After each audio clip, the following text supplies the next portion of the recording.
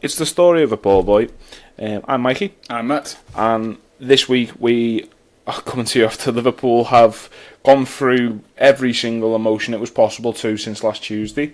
From the sheer delight of Newcastle somehow managing to get a result against Man City to it meaning fuck all now. It meaning very little now. I say that there is definitely lower points. Although last night I probably wasn't feeling. I couldn't have felt much lower, to be honest, at a certain point last night. Yeah, full time. I just went to bed. Couldn't even be bothered to check the chats, check through Twitter or anything. Couldn't handle it. Went to bed. Yeah, it was very, very disappointing. What we're going to do today basically is we're going to talk about the week in general, rather than talking about Liverpool versus West Ham or Liverpool versus Leicester. We're going to talk about. I'm just going to go and kill my dog. We're going to talk about just individual issues, trying to pinpoint basically what's going wrong for Liverpool at the moment. Matt, talk for a minute while I go and kill this dog. Yeah, so we're talking about both games because they're essentially kind of the same game. We go ahead. We concede from a stupid free kick. Well, the free kicks were very well executed, but they were needlessly given away. Stupid from a Liverpool point of view. Yeah, and it's the same weaknesses cropping up again. We're completely flat-footed on the free kick, and our wall, our makeshift defence is just not seeming up to scratch as well. Our first choice defence, the injuries are really taking its toll. And it's just really, really lacklustre from quite a few key performers. Yeah, if you're expecting this, if you want to listen to this and it to be upbeat, it's probably the wrong week, to be honest. We'll try and put some kind of upbeat spin on it. But we're still top of the league for now. Yeah, but the thing is, I just want to really get to the point of what is the major issue, or is it just a collection of issues all at once? Do you know what I mean? We can look at the last week. The players who've disappointed most are the players who you normally rely on a lot, and by that I mean Alisson is poor in both games. He's very shaky against Leicester. His distribution, he lets himself get closed down quite a lot. Grows into the game, admittedly, but he lets himself get closed down, lets himself get pressurised, and he looked like a fella who wasn't exactly as confident as we've seen him be this season. And then you look at the West Ham game, and there's no way he shouldn't be saving that shot, as far as I'm concerned. At least going for it. At least diving for it. Yeah, it's within diving range for him. I stand by it, and I think he has got his. I think he's got his measurements wrong. I think he's genuinely sat there and thought that's gone wide of the post. Yeah. And that's why he's just watched it go past him. But if he goes for it, he saves it, as far as I'm concerned. So it's really hard to see him not at his best. I think these are quite comfortably Bobby Firmino's worst two games for Liverpool. Definitely, especially last night.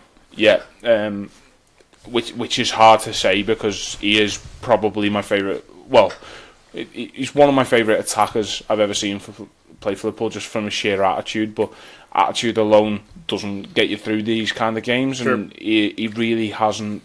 His passing was so off last night. It was so weird. Every single pass seemed to go to a West Ham player. It was just at a point as well where Liverpool were growing into the game, and Liverpool looked like they were about to catch on fire a little bit, and Mane and Salah, get the ball, and then it'd slow down, and we'd lose possession. Yeah, and Mane and Salah were trying their best to get involved and to start things, and the second Firmino touched it was a pass to nothing. Yeah, and it's incredibly frustrating because we know how good he is. And it speaks volumes that we can sit here and comfortably say Divock Origi was a lot better than Bobby Firmino when he came on.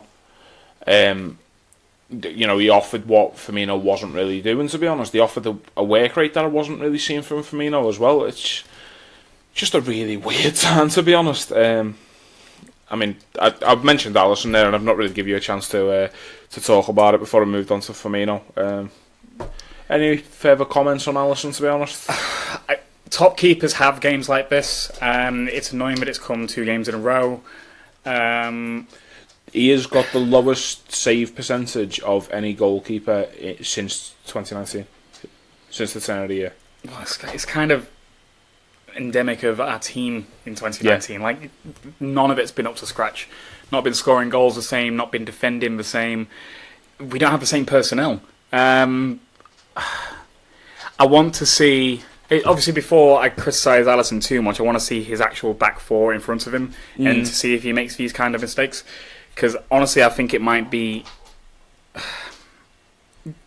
There's not a lot of communication in that back four, I don't think, because it's so makeshift. It's so makeshift and it's constantly changing. I think for the last 5 weeks we've had a different back four. Mm-hmm. And it must be a little bit frustrating for Alisson. I can't see it being as easy as it was in the first half of the season when he had that settled back four in front of him. Obviously, that doesn't really have much bearing on the goals that he concedes, but maybe with his normal back four in front of him, he expects that to be sorted out, not to get to Antonio? Yes, last night it was. Or it to be snuffed out immediately. Obviously, Robertson's had a poor 2 games, I think. Defensively, I would say going forward, he's looked the same, to be honest, but I could see what you're saying, you're saying defensively. Van Dijk's not been right since he's come back from illness. Joel Matip is fucking shite. Yep. James Milner is a 33-year-old midfielder playing right back. It's as makeshift as you like. Yeah, and I think this is the thing. Like when we sit here and we're trying to pinpoint what's gone wrong, we can see what's gone wrong with Liverpool. We aren't stupid, and it's Liverpool start the last 2 games with Alisson in goal, Henderson or Milner at right back, Matip, not fully fit Virgil van Dijk, and Andy Robertson, who's played pretty much every minute because you can't rely on the twat on the bench. Do you know what I mean? Yeah. Like this team is full of players who gonna have to play a lot of football this season. Robertson's one of them, Van Dijk's another one. Maybe that's another thing we're seeing from Van Dijk, is that he is just shattered, to be honest. He's played a lot of football this season, and the way he plays, he might look a bit calm and a bit steady, and it must be mentally pace himself, but it must be tiring exactly to be the leader on the pitch all the time and to be constantly thinking of every situation and rearranging the defence to suit that. As you've said there, Milner's 33 years old, he's playing right back. He's trying to do the job of 2 of the best, most athletic young defenders in world football, and not just Liverpool, in world football, in Joe Gomez and Trent Alexander-Arnold. So Liverpool, one thing I would definitely say on to that point as well, Liverpool looks so lopsided at the moment.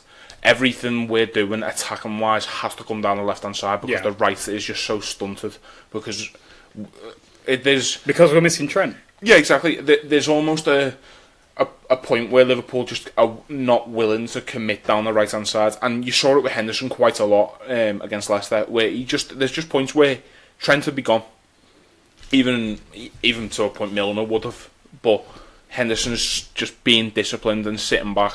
So basically it leaves Liverpool with, alright, what can Robertson do? And if you manage Andy Robertson, you cut off Liverpool in that sense, because we are so reliant on how our full-backs operate, and then they will create space in the middle for the likes of Salah and the likes of Mane and Firmino to do their thing. So once all these pieces start getting added together, and you couple it with injuries to Gini Wijnaldum, injuries to Jordan Henderson for last night, meaning that Adam Lallana has to start his first game of football since November.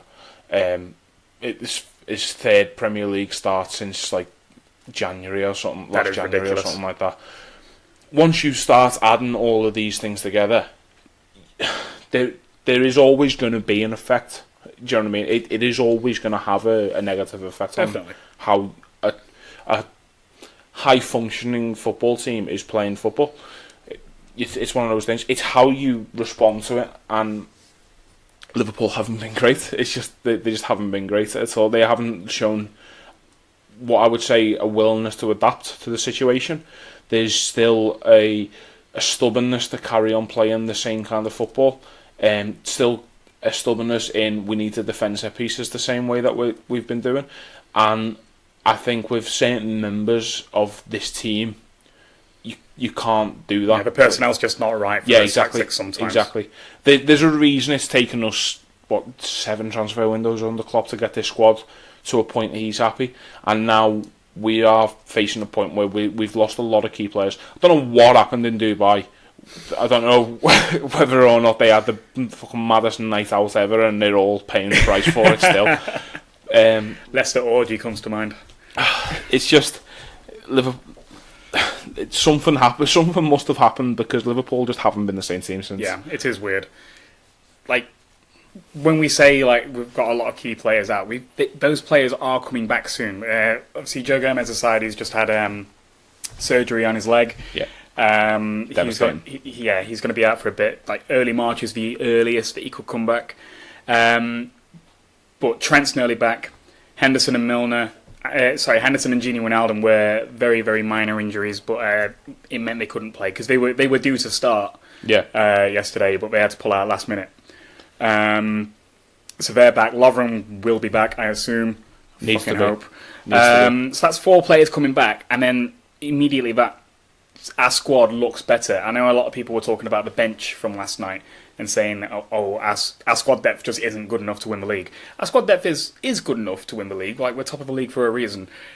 It's been absolutely decimated the last couple of weeks. It's been really, really, really bad. It's not just injuries; it's injuries in the same place as well. Exactly, yeah. It's Which injuries. is why the Nathaniel Klein shouts I just can't. Well, I can't understand the Nathaniel Klein shouts. We let go our 4th choice right back. Ordinarily, that is fine, but then just incredible bad luck happened. I'll come back to that later on because before we get to that, I want to talk about how shite Joe Matip is. To be honest, because I can't get my head around him.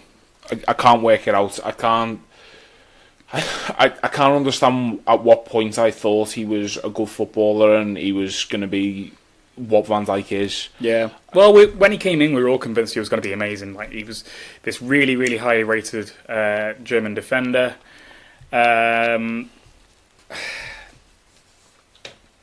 he rated 2nd behind someone or? I don't know. I think that's that was Karius. But he was really, really highly rated over there. Yeah. Teams were absolutely gutted that we got him for so cheap. Yeah. It was seen as a really shrewd piece of business. And when he first came in, he did look quite good. He did. Yeah. But I think that might be in comparison to like what we had at the time in Lovren and Sago. But I think that's probably right, to be fair. I don't get him. Lovren's come on leaps and bounds since, but Matip's kind of stagnated. If anyone wants to have the conversation about Dejan Lovren and saying that Dejan Lovren is not good enough to play for this Liverpool team, I urge you to just watch Joe Matip playing last night, because Joe Matip has no sense of awareness at all of what's around him as for a centre half. He keeps dribbling the ball out of defence into midfield and then finding himself surrounded by 4 players not having the ability to get out of it. So what does he do? He just dribbles into them instead. Yep. And he's done that on a couple of occasions now. He did it against Leicester. He's done it against West Ham as well a few times. And I'm at a loss to work it out. I've never seen a centre half as poor in the air as Joel Matip as well. Loses every single challenge. Against Leicester, apparently gets blinded by the floodlights. I was literally just about to mention this. It hits him in the face. Yeah. It either hits him in the face and rolls down his body, or he heads it into the ground and it bounces back up and hits his face. It's absolutely comical. Like, if there was a defender around him, there wasn't even a defender around him. He was under absolutely no pressure, and he failed to win that ball comfortably. It's absolutely ridiculous. And there's one yesterday which I was particularly angry about. Is I can't remember which West Ham player it is running down the left hand side, but him and Matip are having a foot race to get to a ball, and he beats Matip to it. And rather than stepping back and taking a couple of yards for himself, Matip just lets him go past him and puts his hand up like that. Puts his hands up to the air as if, look, I'm not touching him, because he's on a yellow card already and he doesn't want to risk getting sent off, giving away a penalty. Rather than managing that situation properly, he just lets the man go past him. Yeah. And West Ham get a chance from that. The attacker, who I'm going to assume it's Aaron Creswell because it's coming down the left-hand side, just gets a cross in, and I think it's Mark Noble should finish it better. But it all comes from Joel Matip just deciding that he's not going to put a foot in. And don't get me wrong, I've seen Dejan Lovren do it I've seen Dejan Lovren do that quite a few times, to be honest, just mad moments, but I've never seen somebody have as many consistently through a game as Matip does. Yeah. But like Lovren is prone to the odd bad game in 10, and find that might not be good enough in the long run. Even 10's pushing it this season, to be honest, and last season he's been pretty consistent for a while. But maybe that's not good enough for a top team. But Joel Matip is bad a lot more than he is good. Yeah. And it doesn't show when teams are letting Liverpool have the ball, because you're just seeing it go to Van Dijk. All he does is knock the ball out to his centre-half partner or hit the right-back. And that's fine. You're allowed to do that. But when you are actually having to defend, he is useless. He is... Like, I don't want to rip Liverpool players apart while we're on a... because we're on a bit of a bad run of form. But the fact is, if Liverpool had won their last 15 games on the bounce, I'd still be saying this because I don't rate the fella at all.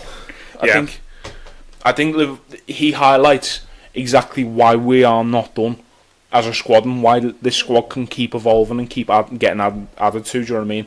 Because players like him have no place in this football team, and might well be harsh. Might well look at last night and think he's not doing too badly. I'll hold my hands up and say there's a point in the second half where he makes a really crucial interception, and if he doesn't make it, the West Ham score. But what's it called? He scares me. He just terrifies me. That's the best way of putting it, to be honest. Yeah. He is everything that I don't want to see. He is Sakho without the incredible bits, do you know what I mean? The great performances that you see Sakho have. And the best performances I've seen Matip have, in the last couple of years anyway, have only been flashes where he doesn't look anywhere near as good as Joe Gomez or Dejan Lovren. Yeah. So, yeah, I'm done with him. I can't be arsed watching him play for Liverpool. I hope Jurgen Klopp's having some kind of epiphany along those lines as well, because there are so many good young centre-halves in the world that Liverpool could go in for. I'm not expecting us to go in for like Matthias de Ligt or anything like that. You know, the young Dutch kid at Ajax, who's going to cost apparently 65 million quid at the age of 18. I don't expect Liverpool to be looking at that, because at the end of the day, whoever comes in will be fourth choice, because they're going to be behind Joe Gomez and Dejan Lovren. Yeah. But Liverpool need to do something to strengthen this, to add to this that we've got already.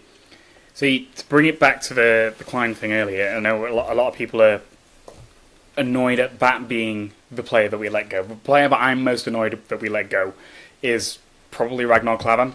Yeah, I wouldn't disagree with that at all. I was literally thinking of the way to say I'd rather have Klavan in the squad. Because if Joe Gomez is going to be second choice right back as well as one of our first choice centre backs, and then our other two centre backs are Dejan Lovren and Joel Matip, who are both very injury prone, and a lot of fans would argue that neither are good enough. I actually think Lovren's good enough, but whatever.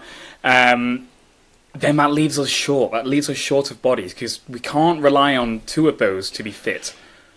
That leaves just two fit full first team centre backs that you can rely on. Yeah, that is not enough. That is absolutely not enough. I think the thing is, the reason he was ready to get rid of Klavan, apparently, well, to let Klavan go, he didn't get rid of Klavan. Klavan asked to leave because he wanted the minutes, and Klopp had enough respect for him to turn around and say, "Okay, you've earned that."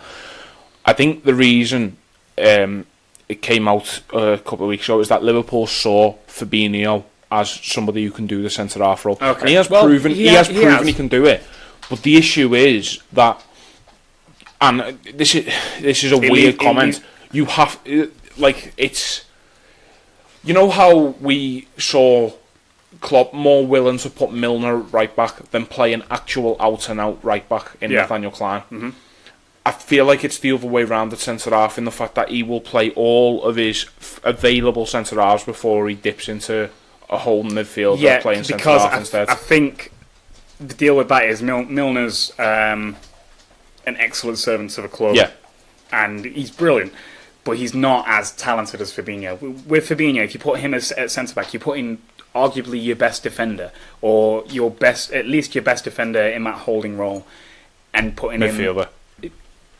Midfielder, and putting him at centre back, like that's a big miss. Moving Milner out to right back not a huge miss from a midfield because you've got Henderson, Fabinho, Keita, Wijnaldum that can fill in those roles. Yeah. But you've only really got Fabinho and Henderson, and you kind of do different jobs in that holding role. Definitely.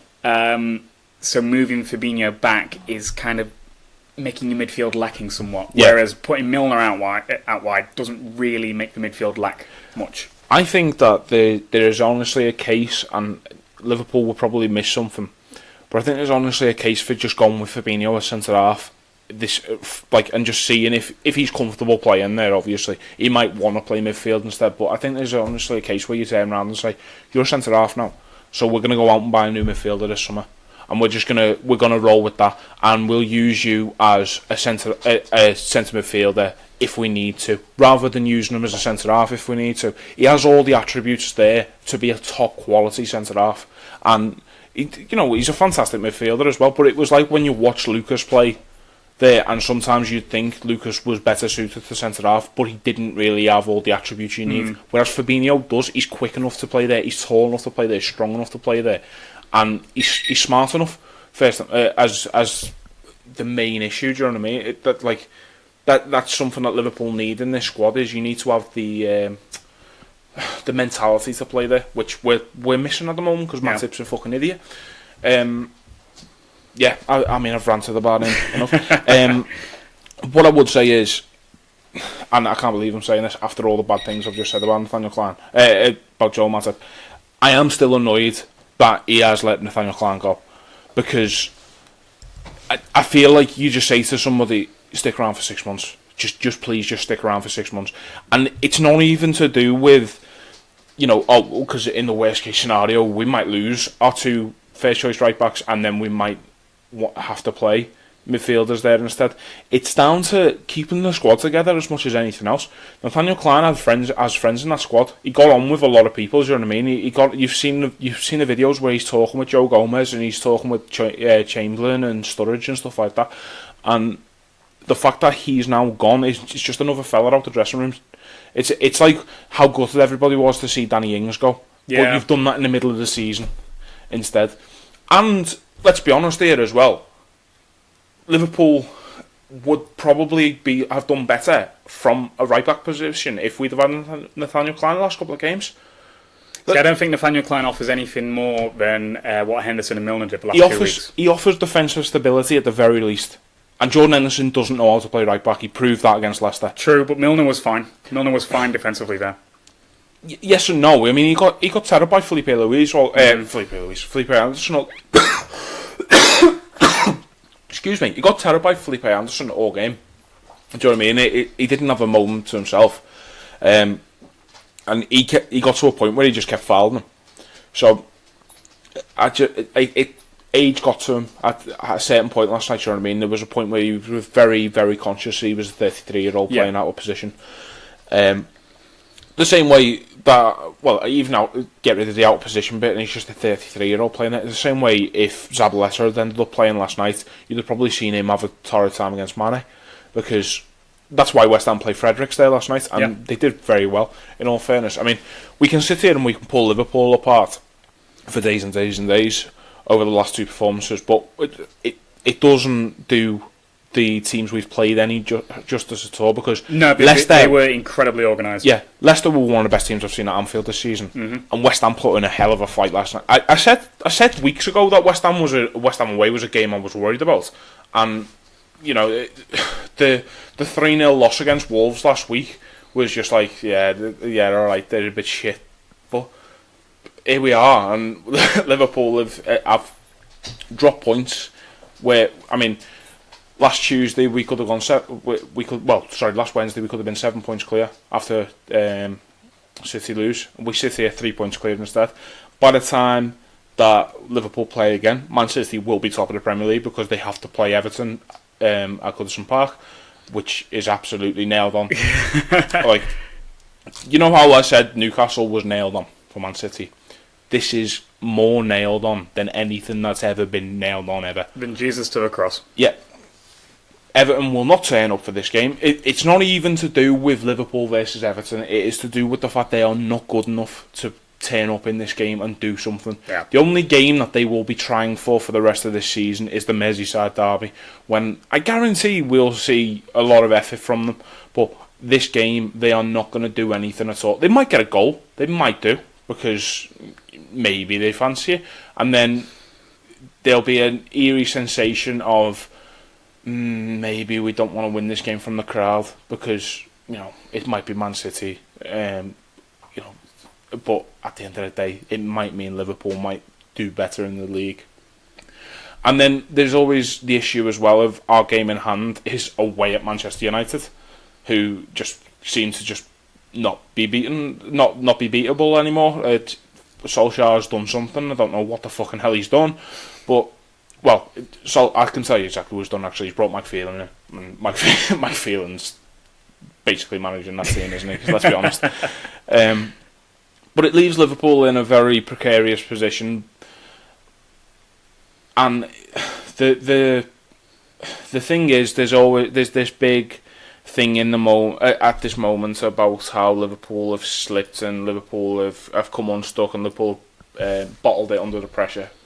Whether or not we can consider this whether this just gets written off as a blip if Liverpool beat Bournemouth this weekend, or whether or not we have to be concerned about the underlying problems that have caused this run of form. I don't think the underlying problems that have caused this run of form are like mental. I don't think it's a case of the team bottling it or panicking or anything. I think it's very external factors that you can see. It is like the injuries. It is playing people out of position. It is those players not being suited to the styles.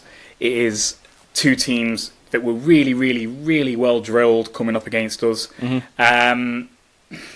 It's a slump. We've not been great since the turn of the year, but that happens. We still have an incredible amount of points at this time of the season. An absolutely incredible amount of points. We are still 3 points top of the league. Like, we won't be tomorrow, but that's neither here nor there. Yeah. I want to believe that like we will beat Bournemouth. Like I do believe we'll beat Bournemouth. I don't think anything is bottled yet. I don't think this team are made up like that. On the other hand, I think we as fans absolutely bottled it against Leicester. Absolutely. I've never heard the crowd so nervous before in my life. I think a lot of people saw Leicester though, and this is devil's advocate to be honest, because I lost my head a little bit as well, but I agree with you. But a lot of people saw the Leicester game as this is the chance to. Oh, definitely. This could be it. This could be the game where you look back and we say this is the title one, and that was the problem, is that too many people went in with the attitude of the title is won because we are obviously going to beat Leicester. Yeah. Because we don't drop points. I'm not gonna lie. I was probably guilty of that before the game. It didn't even occur to me that we wouldn't win that game. It's just you have that mentality, and then you go in and you see Liverpool take the lead quite early on, and then Liverpool never really kick on from there, and the passing's slow because of it is because of the pitch. Let's be honest, there. Like it sounds like an excuse, but it's because of the pitch. The passing's slow, the movement isn't great.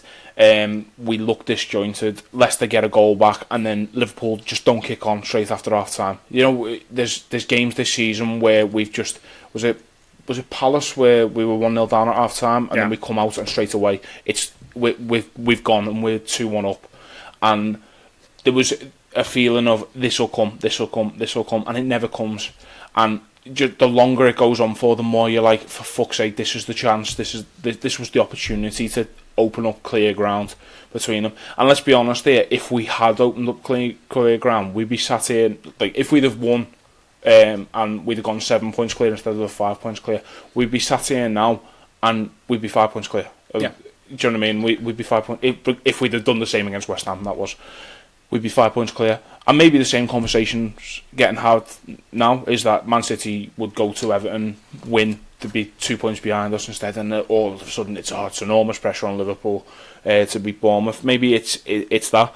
But yeah, I understand what you mean. Definitely, I do think that it was an issue. You could feel the tension in the stadium, but I think that it comes from a place of wanting this so much. Yeah, definitely. I just feel like there's a.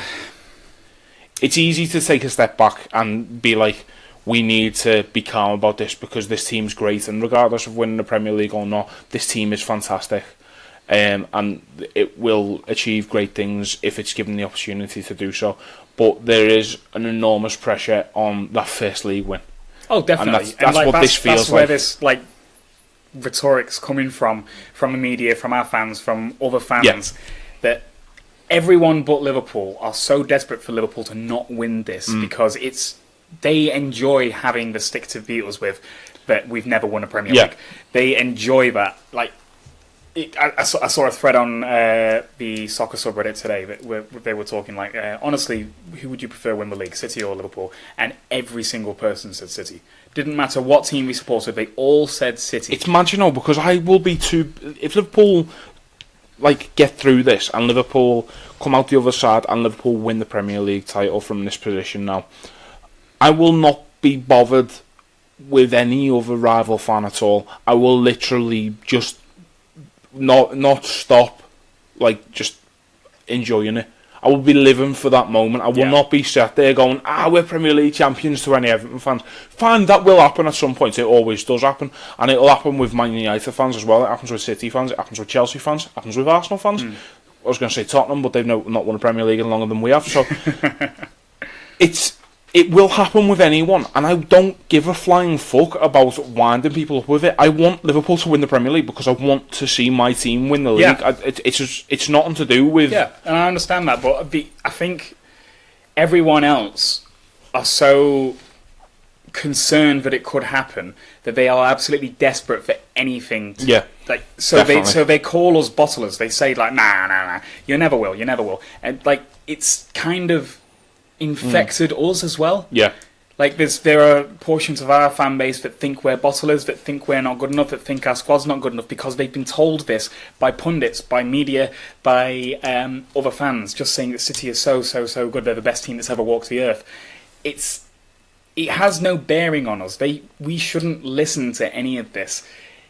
This bottlers business is bollocks, to be honest. We've drawn the last 2 games.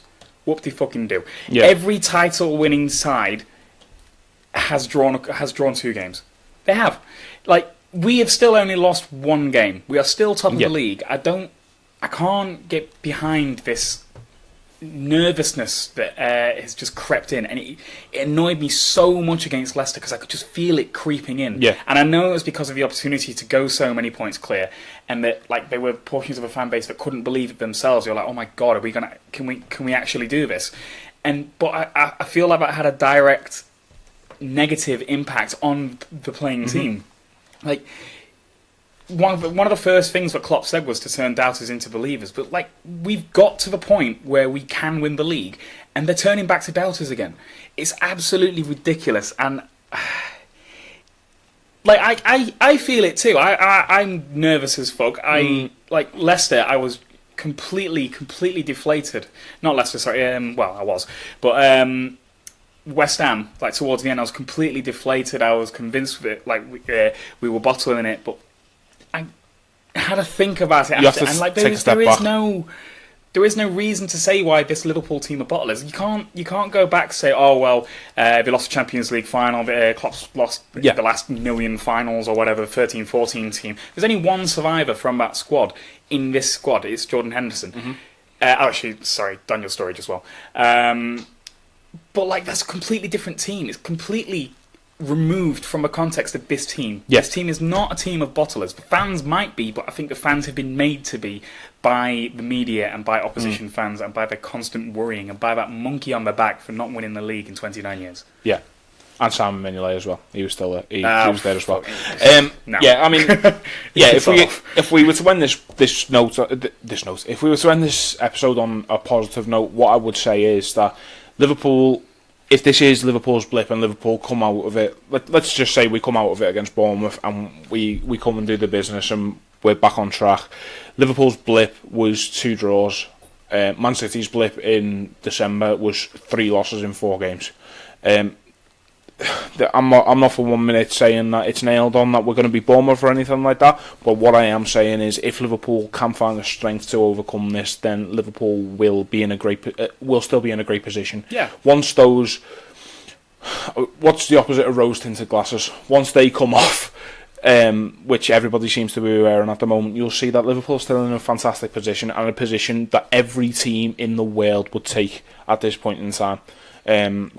There's not a single team in the Premier League in England who wouldn't want to be where Liverpool are right now, and that is top of the Premier League. Albeit until Everton absolutely bottle it tomorrow night. No one will be calling them bottlers though. And another thing to remember as well is whilst we can sit here and we can pull the midfield apart and we can pull the defence apart and say they haven't been good enough, what we have to remember is Liverpool have conceded 2 goals from set pieces in these last 2 games. We haven't conceded from open play in them. Yeah, right, we conceded against Palace in open play 2 sloppy goals, but in the last 2 games we've dropped points because the normal defence hasn't been there, the normal solidity from set pieces hasn't been there. Once we find that again, which we will do because we have one of the best managers in the world working on it, we will work through this and we will be fine. And we are still not giving away many clear-cut chances in open play. Once it clicks again, I can't believe we're back to clicking, but once it clicks again, Liverpool will be fine. So if you take anything from this episode, take away that. Also go and read the article I wrote about last night, where I'm going to try and start doing player ratings after the games, just because it has helped me. It's good. It's cathartic. Yeah, it is cathartic. It is so cathartic. I just ranted and let my fingers just do the ranting for me. It was fantastic to do. It probably doesn't read well, to be fair, but it won't read well ever because you're in the heat of passion about Liverpool, aren't you? You write very much how you talk. Yeah, exactly. I've tried to be fair, because I try to write intelligently and like a proper journalist, and I'm like, who the fucking hell am I kidding here? You know what I mean? You can slap some stripes on a cheetah. It doesn't mean that they are a zebra, does it? Do you know what I mean? So I was going to say polish a turd, but yours is nicer. Yeah, so there you go. So that's the first episode of this week anyway. Thank you very much for listening. If you are new, follow us on Facebook, Twitter, Spotify, Podbean, Podcast Addict, WordPress as well, because as I say, I will be trying to do more of those match reviews as soon as we finish. But yeah, up the Reds, and we will see you later on in the week when we are going to be talking about Bournemouth and having a little chat about the future fixtures and where this Liverpool can spring on to. Cheers for listening. Cheers.